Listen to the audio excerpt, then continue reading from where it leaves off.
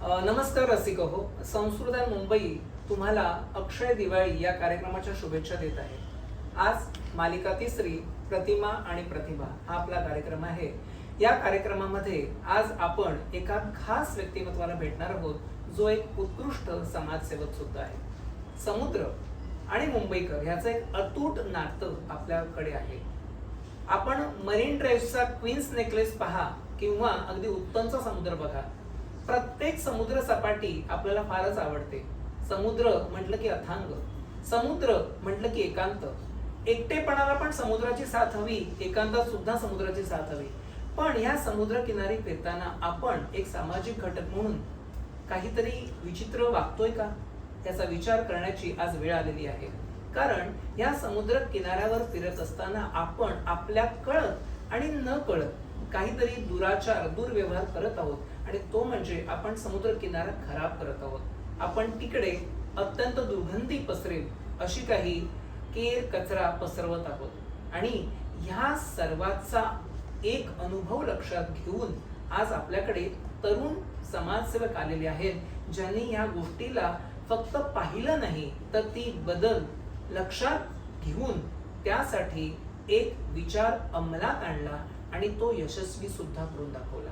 आज आपण भेटणार आहोत कुमार हर्षद ढगे यांना. नमस्कार सर, तुम्ही आज आमच्या संस्कृतायन या परिवारातर्फे आलात आणि त्याबद्दल आम्ही तुमच्या सर्वप्रथम आभार मानतो. आणि आम्हाला तुम्हाला असे काही प्रश्न विचारायचे आहेत की एकंदरीतच मुंबईकर आणि समुद्र याबद्दल तुम्हाला सुद्धा ओढ असताना आणि एकंदर समुद्र किनारा फिरत असताना तुम्हाला अशी पहिली घटना कोणती आढळली ज्यातून तुम्ही प्रेरित झालात की नाही, हा समुद्र किनारा मी माझ्याकडूनच साफ करायला सुरुवात केली पाहिजे? त्याबद्दल आम्हा सर्व रसिकांना थोडक्यात माहिती द्या. प्रथम सर्वांना दिवाळीच्या हार्दिक शुभेच्छा. समुद्र आणि मुंबईचं एक अतूट नातं आहे, ज्यामध्ये ज्याची सुरुवात स्वच्छता अभियानाची जी झाली आहे. मी कॉलेजमध्ये असताना जुहू दादर या ठिकाणी फिरायला जायचो, आणि त्या ठिकाणी आपण फिरायला गेल्यानंतर समुद्र कमी आणि कचरा जास्त दिसायचा. साधारण कचऱ्याचं प्रमाण मोठ्या प्रमाणात होतं, आणि कुठे ना कुठे ते किनारा हा कचऱ्याच्या खाली गुंतला गेला होता किंवा लपला गेला होता, आणि त्याचं मुख्य कारण आपण स्वतःच होतो. मग हा कचरा कोणी काढायचा, ह्या कचऱ्याचं जबाबदार कोणी घ्यायची, हे जेव्हा लक्षात आम्ही घ्यायला सुरुवात केली तर तो जो काळ होता तो महाविद्यालयीन होता. NSS मध्ये आम्ही नुकतंच पदार्पण केलं होतं, आणि NSS मधून किंवा ABP मधून आम्हाला बऱ्याच गोष्टी शिकायला मिळाल्या, आणि तिथून आम्ही तो समुद्र किनारा स्वच्छता अभियानाचा जो धडे आहे ते सुरुवात केले द्यायला लोकांना सुद्धा घ्यायला. कारण कुठे ना कुठे त्या कचऱ्यामध्ये किंवा त्या प्लास्टिकमध्ये इतर त्या प्रदूषणामध्ये आपला स्वतःचा सगळ्यांचा सहभाग होता. त्यामुळे आपण स्वतः सुरुवात केली पाहिजे या विचाराने समुद्र किनारा स्वच्छता अभियान सुरुवात केली होती, ज्याची सुरुवात आम्ही आधी जुहूला केली. जो कोविडला 2020च्या आधी सुरुवात केली. त्यानंतर कोविड आल्यानंतर एक काही महिने तो बंद होता. खरं सांगायला गेलं तर आम्ही तो दर शनिवारी रविवारी करतो. म्हणजे फक्त असं नाही की महिन्याला एकदा, तो दर शनिवारी आम्ही महाविद्यालयीन विद्यार्थ्यांसोबत करत असतो.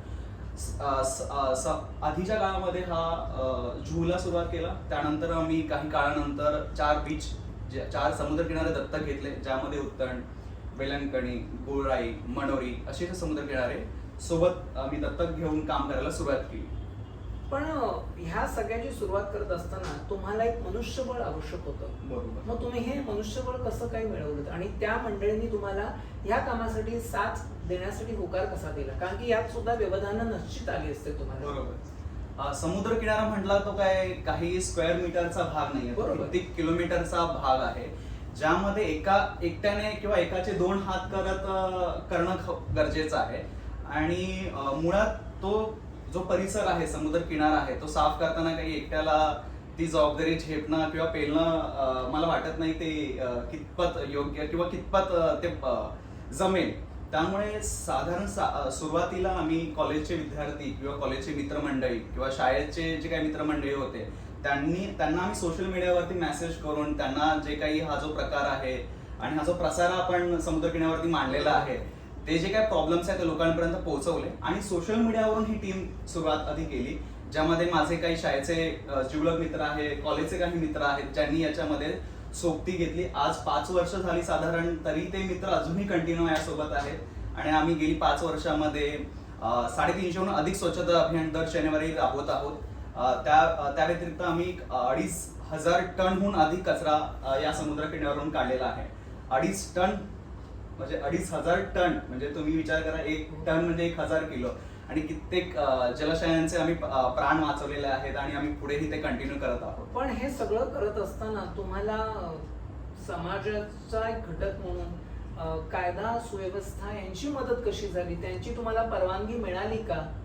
आणि त्यासाठी तुम्हाला कोणती आव्हानं स्वीकारावी लागली? त्यात कोणत्या अडचणी आल्या? कारण की आपण गेलो आणि साफ केला किनारा, हे काही सहज शक्य नाही. तिकडे सुद्धा पोलीस तुम्हाला विचारायला येतील, काही राजकीय पक्ष विचारायला येतील, आणि मग ह्या सगळ्याचं तुम्ही कसं काय निवारण केलं आणि त्यांची साथ कशी मिळवली हे पण आम्हाला सांगा. मुळातच कचरा करायला परवानगीची गरज नाही, पण मुंबई शहरामध्ये कचरा साफ करायला परवानगीची गरज लागते, हे खरंच आहे. काही ठिकाणी एनओसी घेणं, म्हणजे पोलीस झालं, पालिका झालं, या ठिकाणी त्यांना कळवणं, या सगळ्याची खरंच गरज आहे आणि जबाबदारी म्हणून ती घ्यावी लागते. सो आम्ही स्टार्टिंगला जेव्हा सुरुवातीला ही जी गोष्ट स्वच्छता अभियान सुरू केलं, म्हणजे इव्हन समुद्र किनारे झाले किंवा कांदळवन झाले, कांदळवन हा खूप मोठा विषय आहे, त्यावरती आपण नक्कीच बोलू. समुद्र किनाऱ्यावरती ज्यावेळी स्वच्छता अभियान सुरुवात केली त्यावेळी 50, 100, 200 लोकांसाठी आपल्याला परवानगी घेणं जबाबदारी होती आपली, ते घेणं आवश्यक होतं. सो सुरुवातीला ज्यावेळी आम्ही स्वच्छता अभियान केली 2020 जानेवारी अजूनही आठवतं, त्यावेळी कोणताही स्वच्छता कर्मचारी त्या ठिकाणी नव्हता. आम्ही 50-100 लोक जे गेलो होतो त्या ठिकाणी, त्यावेळी तिथे फक्त आम्ही जो कचरा काढला आणि कचरा काढल्यानंतर तो वरती रस्त्याच्या बाजूला आणून ठेवला, कारण पुन्हा त्या ठिकाणी कचरा जमा करून ठेवणं काही ते हास्यास्पद होतं, की कारण तो हायटाईड आणि लो टाईडमुळे कचरा पुन्हा जाणार होता. त्यामुळे तो वरती आणून ठेवला आणि आम्ही बऱ्याचदा त्याचा फॉलोअप घेतला. बरेच 2-3 तास त्या ठिकाणी उभे होतो की एखादा बीएमसी किंवा एमबीएमसीचा कर्मचारी यावा आणि तो कचरा घेऊन जावा. म्हणजे पासून ते आव्हान आम्ही जी व्हायचं नाही का? मुळात पहिल्यांदा नाही झालं, काही महिने, मला वाटतं की वर्षभर काही झालं नाही. इव्हन तसाच असायचा.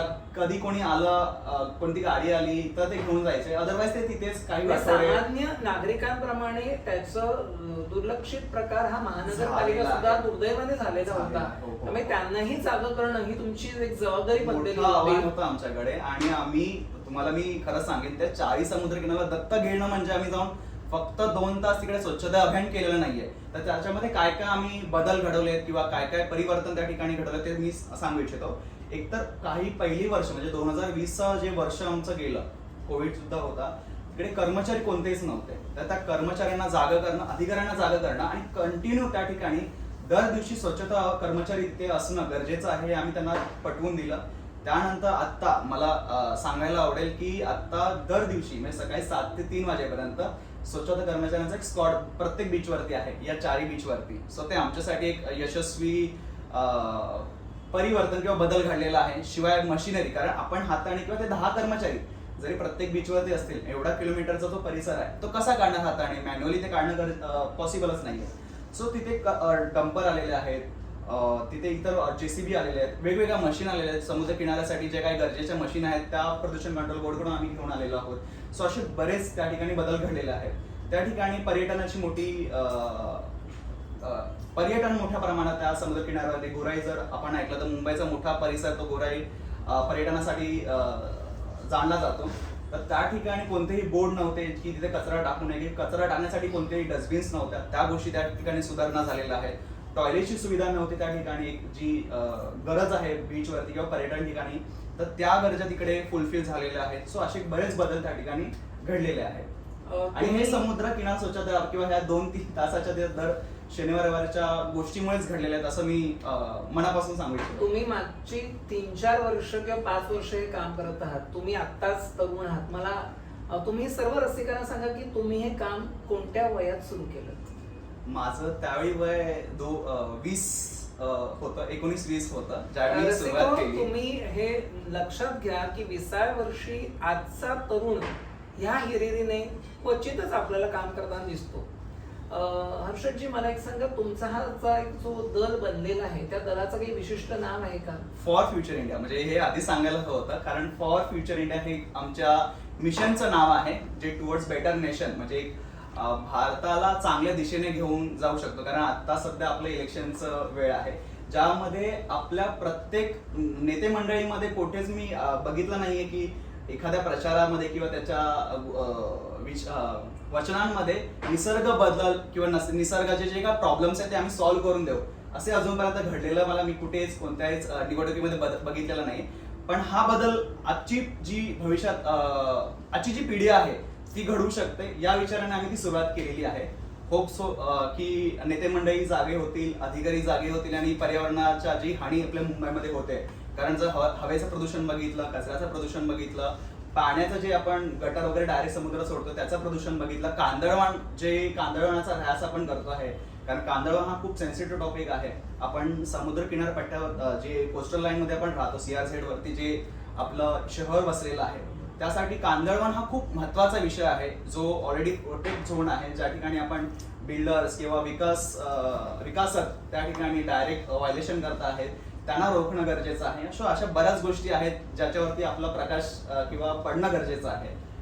त्यासाठी आम्ही आमचं कार्य एकंदर समुद्र किनाऱ्याशी संलग्न असे काही सरकारी सुद्धा काहीतरी योजना तिकडे राबवल्या जातात, कधी रिसॉर्ट्स बनत असतात किंवा आगामी प्रकल्प असतात जिकडे बनणार आहेत. आणि हे सगळं करत असताना तुम्हाला काही राजकीय काही दबाव आला का की तुम्ही हे तुमच्या स्वतःच्या हेतूसाठी करत असणार का, असं तुमच्यावरती कधी आक्षेप घेण्यात आला का, किंवा एकंदरीतच तुम्हाला सामाजिक किंवा आर्थिक अडचणी आल्या का, कायदा आणि सुव्यवस्था यांची तुम्हाला जोड मिळाली की नाही मिळाली, हेही आमच्या रसिकांना ऐकायचं आहे. गेली 5 वर्ष आम्ही जे स्वच्छता अभियान करतो आहे ते आम्ही स्वखर्चाने करत आहे. आतापर्यंत आम्ही कोणत्याही पॉलिटिकल और कोणत्याही मोठे CSR अजून फंड्स घेतलेले नाहीत. हा आमच्या खिशातूनच आम्ही जो काही ग्लोव्ज, इतर जो ट्रॅव्हलिंग खर्च आहे तो आम्ही स्वखर्चाने करतो. आणि ही संस्था जी आहे कोणती NGO म्हणून एस्टॅब्लिश न करता एक मिशन वरती काम करते आहे.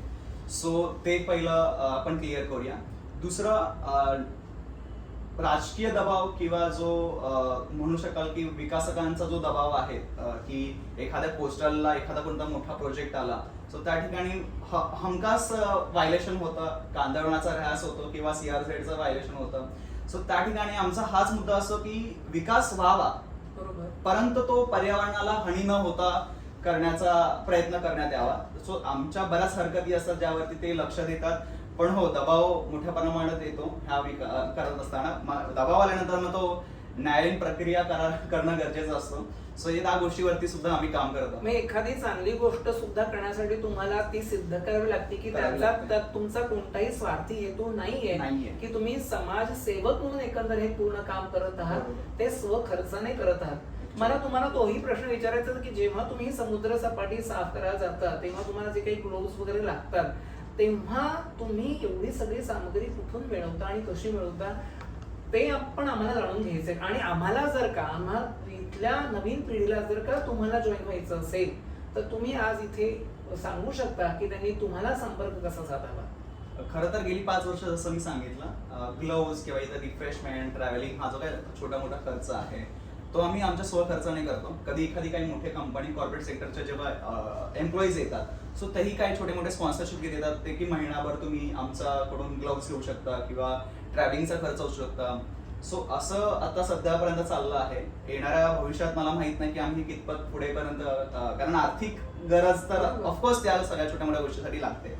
सो आता सध्या आमचं काही प्लॅन्स नाही की आम्ही कसं CSR आणि बाकी सगळ्या गोष्टींमध्ये कसं पडू, पण नक्कीच याला मोठं म्हणजे या मिशन जे काही 2-3 शहरांमध्ये चाललेलं आहे ते आम्ही खूप मोठ्या लेवलवरती घेऊन जाण्याची इच्छा आहे. कारण हे फक्त प्रॉब्लेम मुंबई पुरताच नाही आहे, हा पूर्ण देशापर्यंत आहे.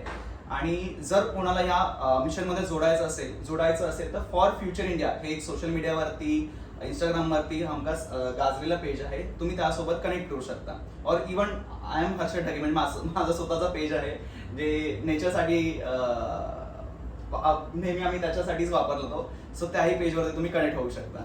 तुम्ही फक्त समुद्र किनाऱ्याची जबाबदारी घेतलेली आहे की एकंदर पर्यावरणाची, ज्याच्यामध्ये वृक्षतोड आणि हे पण आहे, तर त्याबद्दलही आम्हाला ऐकायला आवडेल. फक्त समुद्र किनारा नाही, म्हणजे लोकांना अनेकदा असं वाटतं की फक्त समुद्र, कारण तो दर शनिवारी चा भाग आहे.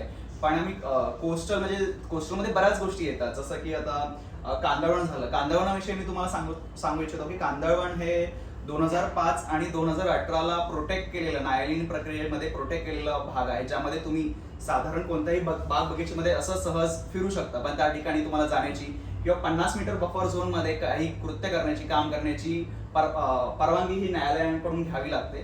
सो इतकं ते प्रोटेक्ट असल्यानंतरही आपल्या मुंबईमध्ये सरेआम ते खुलेआम व्हायलेशन किंवा भरणी त्यामध्ये केली जाते आहे.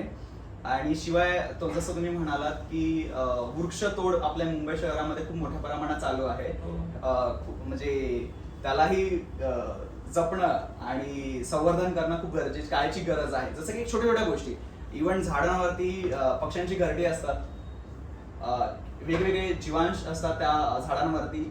सो अशा गोष्टी सुद्धा आम्ही बारीक सारीक सगळ्या गोष्टी आम्ही जपण्याचा प्रयत्न करतो, संवर्धन करण्याचा प्रयत्न करतो. आता सध्या दिवाळी सुरू आहे, ज्या दिवाळीच्या निमित्ताने बरेच हॉटेल्स, बरेच ठिकाणी सोसायटीज झाडांवरती खुलेआम लाइटिंग करतात आणि त्या लाइटिंगमुळे इतर झाडांना सुद्धा नुकसान होतं, पक्ष्यांना सुद्धा त्याचं नुकसान होतं. हे नुकसान थांबवण्यासाठी न्यायालयामध्ये पण आमची पिटिशन आहे. सो त्यावरती आम्ही काम करत असतो की झाडांवरती लाइटिंग गेली नाही पाहिजे, बोर्ड लागले नाही पाहिजे. हे ऑलरेडी म्हणजे न्यायालयामध्ये जाण्याआधीच ऑलरेडी आदेश आलेले आहे, त्याचे पालन आज सध्या होत नाहीये, तो मोठा प्रश्न आहे. पीओपी म्हटला, धर्म आपण जो गणेशोत्सव एवढा मोठ्या प्रमाणात साजरा करतो, परंतु तो पीओपी इतका हानिकारक आहे हा ऑलरेडी सगळ्यांना माहिती असून पण तो आपण पुसतो त्या पीओपीला. मी मूर्ती किंवा धर्माच्या अगेन्स्ट बोलत नाहीये, कारण पीओपी हा इतका म्हणजे धोकादायक आहे स्वतःसाठी, आपल्या पर्यावरणासाठी सुद्धा. सो तो कुठे ना कुठेतरी बंद व्हावा यासाठी आमचं न्यायालयीन प्रक्रिया सुरू आहे. सो अशा अनेक गोष्टीवरती आमचं काम सुरू आहे. एकंदरीतच तुम्हाला रसिका हो कळेल की तरुण वयात घेतलेले हे धाडस हे खरोखरच कौतुकास्पद आहे आणि आपल्याला या सगळ्याची फक्त नोंद घ्यायची नाहीये, तर आपल्याला सुद्धा याचा एक भाग व्हायचा आहे आणि यांना आपण मदत करायची आहे. हर्षदजी, तुम्ही आज आमच्याकडे आलात त्याबद्दल संस्कृतायन परिवारातर्फे मी तुमचे आभार मानतो आणि तुम्हाला खूप खूप शुभेच्छा देतो. आजचा आमचा हा जो कार्यक्रम आहे त्यासाठी आमचे फूड पार्टनर आहेत अर्चना फराळ. अर्चना फराळ जिथे जिथे सुख समृद्धी तिथे तिथे. आणि आज आम्ही तुम्हाला एक विनी बुटीक यांच्यातर्फे एक गिफ्ट हॅम्पर देत आहोत. भेटवस्तू देण्यासाठी उत्तम पर्याय मुंबईमध्ये विनी बुटीक. धन्यवाद.